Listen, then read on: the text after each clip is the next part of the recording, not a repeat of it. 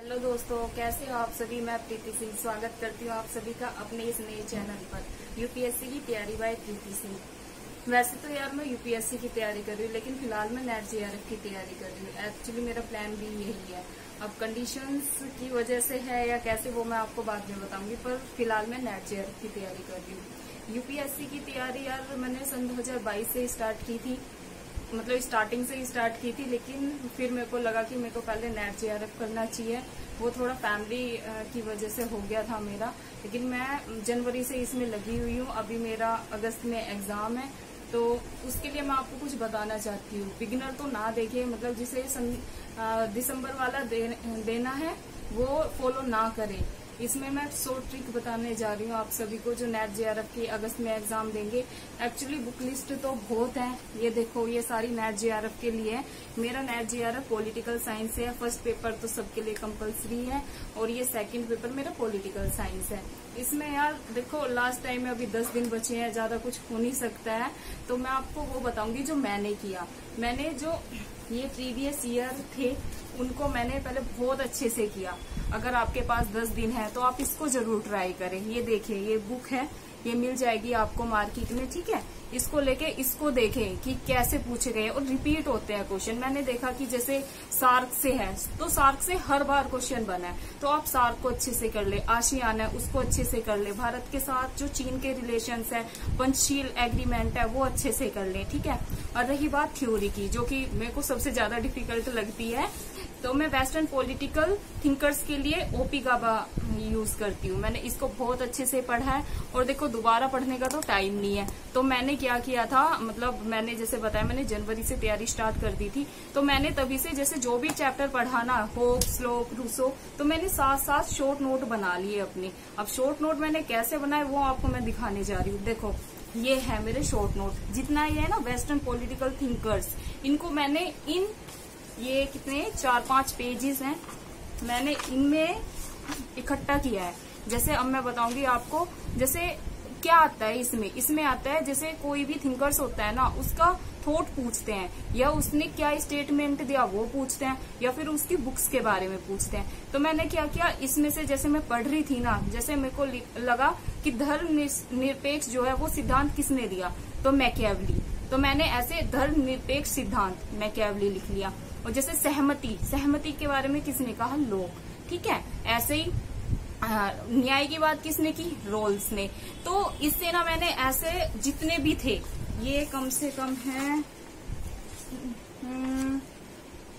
150 something, जितने भी सिद्धांत थे ना, मैंने ऐसे ऐसे ऐसे ऐसे करके लिख लिए हैं। तो जब हम एग्जाम में जाएंगे ना और कंप्यूटर स्क्रीन पे देखेंगे कि भाई स्वतंत्रता का सिद्धांत किसने दिया, सहमति के बारे में किसने बोला, पावर के बारे में किसने बोला, तो अगर हमें पावर का पता है ना कि भाई पावर मैकियावेली ने बोला है, पावर के बारे में मैकियावेली ने बात किया, तो हमारे माइंड में तुरंत क्लिक हो जाएगा। क्योंकि वहां पर यार 3 घंटे ही होते हैं, हमें 2 पेपर कंप्लीट करने होते हैं, तो हम इतना नहीं पढ़ सकते पूरी स्टेटमेंट। तो एकदम ना सटीक वर्ड पे ध्यान जाना चाहिए। अच्छा व्यक्तिवाद की बात तो होप्स ने की थी, तो हम उसी पे टिक कर देंगे, ठीक है। तो यार ऐसे ही करो, शॉर्ट नोट बनाओ, क्योंकि अभी 10 दिन बचे हैं, तो हम पूरी बुक लेके नहीं बैठ सकते हैं। जैसे ये वेस्टर्न पॉलिटिकल थिंकर के लिए तो हम इसको नहीं पढ़ सकते, तो ये शॉर्ट नोट हमारी बहुत हेल्प करते हैं। और सेकंड, जैसे कि अब मैं अगर बताऊं तो ये मैं दूसरी बुक यूज करती हूँ राजनीति विज्ञान के लिए, राजेश मिश्रा सर की। ये बुक बहुत अच्छी है, इसमें 10 यूनिट पूरी कंप्लीट है, लेकिन 10 यूनिट है तो, लेकिन इसको भी हम रिवाइज नहीं कर सकते। इसका भी मैंने ऐसे ही किया। अभी जब मैं पढ़ रही थी तो मैंने इसके भी साथ साथ यार नोट्स बनाए। देखो ये भी पॉलिटिकल थिंकर्स हैं, इनके जो थॉट्स थे ना, क्या विचार दिया, नकारात्मक, सकारात्मक, और इनकी बुक्स का कैसे आता है ना कि सीक्वेंस वाइज आता है, कि जैसे 1995 में किसने लिखी, 1994 में किसने लिखी, ठीक है। तो ये वो नोट्स हैं। अभी जितने भी थिंकर्स थे ना, मैंने उनकी पूरी थ्योरी जो मेन थी, मैंने ऐसे इस पे उतार लिया है, ठीक है। जैसे रोल्स का न्याय सिद्धांत, तो इस पूरे पेज पे ना मैंने रोल्स को खत्म कर दिया, ठीक है। तो ऐसे ही करना है यार। अब इतने सारे कितने थिंकर्स है, कम से कम 16 है इसमें। अभी इसमें से कम 14 से 15 तो थिंकर्स है। अब हम उनको ना लेके नहीं बैठ सकते यार इसने क्या किया, इसने क्या किया।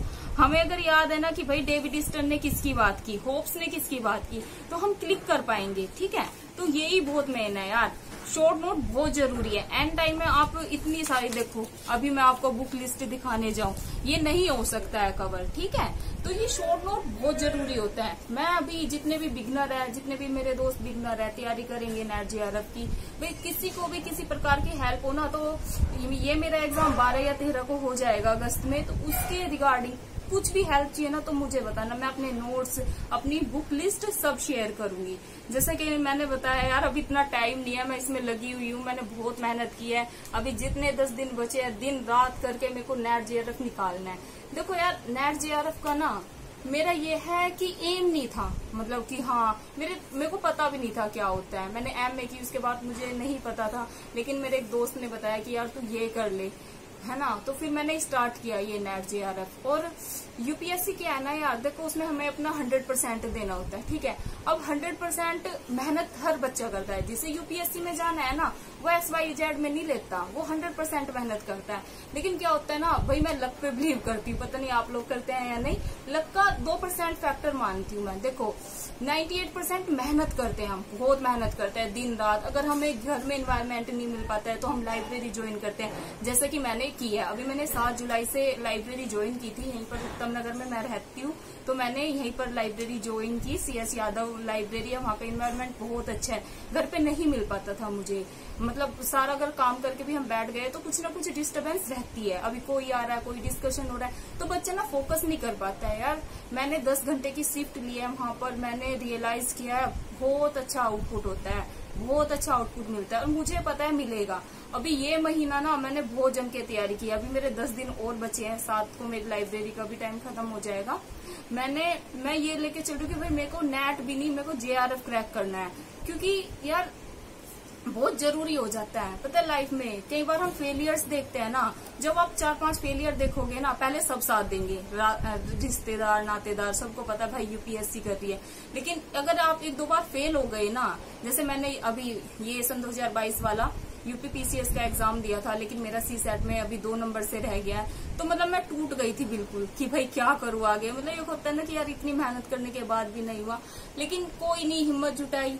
पता है हिम्मत और तब टूटती है जब रिश्तेदार तो होते ही है यार, वो क्रिटिसाइज करेंगे। अगर आपने कर लिया तो हाँ भाई हमें पता था कर लेगी ये वो, लेकिन नहीं हुआ ना तो वही लोग आपकी आलोचना करने लग जाते हैं कि हाँ ऐसे है वैसे है। ठीक है, वो इंसान झेल लेता है। लेकिन क्या होता है ना कि जब फैमिली के कुछ बंदे आपका साथ छोड़ना शुरू कर देते हैं ना, तो बहुत दुख होता है। तो आपको लगता है कि यार आप कर भी पाओगे या नहीं कर पाओगे, तो बहुत टाइम लग जाता है। लेकिन मैं लकी थी कि मेरा, जैसे मुझे पता चला कि CSET में नहीं होगा, तो मैं तुरंत नेट जेआरएफ में लग गई। नेट जेआरएफ में कि फिर मेरे को हो गया कि भाई प्रूफ करना है कि ऐसा नहीं है, हमने पढ़ाई की थी, कुछ हो गया नहीं हुआ, कम्युनिकेशन के कुछ मेरे गलत हो गए क्वेश्चन, तो वो एक अलग मैटर है। लेकिन अभी मेरे को ना जुनून है कि भाई रिजल्ट देना है, सबका मुंह बंद करना है, क्योंकि ये रिजल्ट मिल जाएगा ना तो सब शांत हो जाएंगे। कोई नहीं बोलेगा कि भाई आगे क्या कर रही है क्या नहीं कर रही। मैं वो ही चाहती हूँ, मुझे ना कोई रोका टोकी ना करे कि भाई रिजल्ट क्यों नहीं आया, ये रिजल्ट कब आएगा, वो रिजल्ट कब आएगा। ऐसा है कि एक बार उन्हें रिजल्ट दे दो हाथ में और बस उनको हो जाए कि भाई रिजल्ट आ गया है, अब अपना करते रहो। अब मेरा यही है यार, नेट जेआरएफ करूंगी। देखो यूपीएससी मेरा टारगेट है, ठीक है, मैंने मतलब बहुत डेडिकेशन है कि मेरे को यूपीएससी करना है। लेकिन भाई वो ना डेडिकेशन के साथ साथ ना एकदम फ्री माइंड मांगता है, लेकिन घर पे नहीं हो पाता है। जब आप, मैंने बताया ना यार, जब आप फेल होते ना, मैंने देखे अपनी लाइफ में 6-7, सक्सेस की बात हर कोई करेगा लेकिन फेलियर्स की बहुत कम लोग करते हैं। मैंने 6-7 बार फेलियर्स देखे, तो क्या हुआ ना, धीरे धीरे फैमिली के कुछ सदस्यों का ना विश्वास उठना शुरू हो गया। मतलब XYZ में लेना शुरू नहीं कि करेंगे भी या नहीं करेंगे, होगा इनसे या नहीं होगा, ऐसे रिएक्शन। जब आप ऐसे रिएक्शन देखते हैं ना अपने घर में, तो यार कोई तो टूट जाता है। लेकिन मैं मोटिवेट होती हूँ, मुझे लगता है कि यार करना है। तो अभी मेरा एक ही लक्ष्य था कि यूपीएससी क्रैक करना है, लेकिन भाई रिजल्ट पहले, उससे पहले कि रिजल्ट देना है। तो अभी मेरा नेट जेआरएफ का, मेरे को जेआरएफ चाहिए। देखो यूपीएससी और नेट जेआरएफ तुम लोगों को बहुत अलग लग रहा हो कि यार अलग अलग है, इसका क्या ट्रैक है, लेकिन यार मेरा इन दोनों का ना मैंने क्यों चुना कि एमए हो रखी थी, तो मेरे को किसी ने बताया कि यार जेआरएफ कर ले, तो मन की क्या होता है इसमें, तो थोड़ी जानकारी एकत्रित की, तो मेरे को पता चला अच्छा ऐसे होता है यार, प्रोफेसर बन जाएंगे, सही है, नेट निकला, असिस्टेंट प्रोफेसर बन जाएंगे।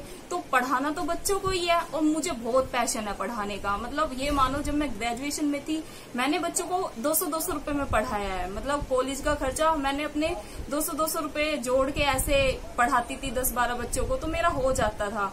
कॉलेज से आते थे 4 बजे, कपड़े नहीं निकाले, कुछ नहीं, खाना पीना नहीं खाया, लग गए पढ़ाने। तो वो बच्चे अफोर्ड नहीं कर पाते थे, तो जहाँ लोग 1500 फीस लेते थे वहां मैं 200 रुपए लेती थी। तो मुझे अच्छा लगता था उन बच्चों को अच्छे से पढ़ाना। मतलब इनको चलो कोई नहीं, 200 भी दे रहे ना, 13 हो जाएगा, लेकिन यही है। तो मैंने सोचा कि यार जेआरएफ कर लेती हूँ, रिजल्ट भी घर वालों को मिल जाएगा, फिर आगे मुझे डिस्टर्ब भी नहीं करेंगे कि क्या कर रही है क्या नहीं। फिर मैं यूपीएससी रखूंगी, बस मेरे को एक करना है कि यूपीएससी।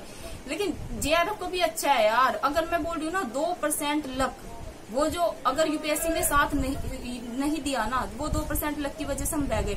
एक बैकअप तो होगा यार, प्लान बी जिसकी हम बात करते हैं सब। प्लान बी क्या है, प्लान बी, और बहुत जरूरी है यार, हम मिडिल क्लास बच्चों के लिए ना बहुत जरूरी हो जाता है, क्योंकि कोई साथ नहीं देता यार। अपनी मेहनत अपना, कुछ समय बाद सब कहेंगे कि हाँ यार क्या कर लिया इसने, है ना, ऐसे टोंट मारेंगे। लेकिन अगर प्लान बी है ना, अगर प्लान ए नहीं हुआ, मेरा यूपीएससी है, अगर मेरा यूपीएससी नहीं हुआ ना, तो मैं क्या नेट जेआरएफ करके जेआरएफ हो गई, पीएचडी करूंगी, प्रोफेसर लग सकती हूँ आराम से, है ना, एक अच्छी लाइफ होगी। और उसमें ये नहीं कि मैंने मन मार के किया, मतलब क्योंकि मेरा बेशक अलग अलग है ये, लेकिन उद्देश्य एक ही है भाई, समाज सेवा। उसमें भी जाके समाज सेवा करनी है, और इसमें भी जाके समाज सेवा ही है। बच्चों को पढ़ाऊंगी और एक अलग तरीके से पढ़ाऊंगी। जो हमने डिफिकल्टीज फेस की, जो हम नहीं समझ पाते थे किसी कॉन्सेप्ट को, उसको अब हम कोशिश करेंगे कि इजी वे में, जैसे हमने समझा, हम बच्चों को समझाएं। तो उसमें भी मैं खुश रहूंगी। ऐसा नहीं है कि अगर मैं प्रोफेसर बन गई और मैं यूपीएससी नहीं कर पाई तो मैं दुखी रहूंगी कि यार बोझ लगे कि भाई उठाओ, जाना है, पढ़ा के आना है 2 घंटा। वो नहीं, मैं अगर मेरा 2 घंटे का लेक्चर है ना, तो मैं 2.5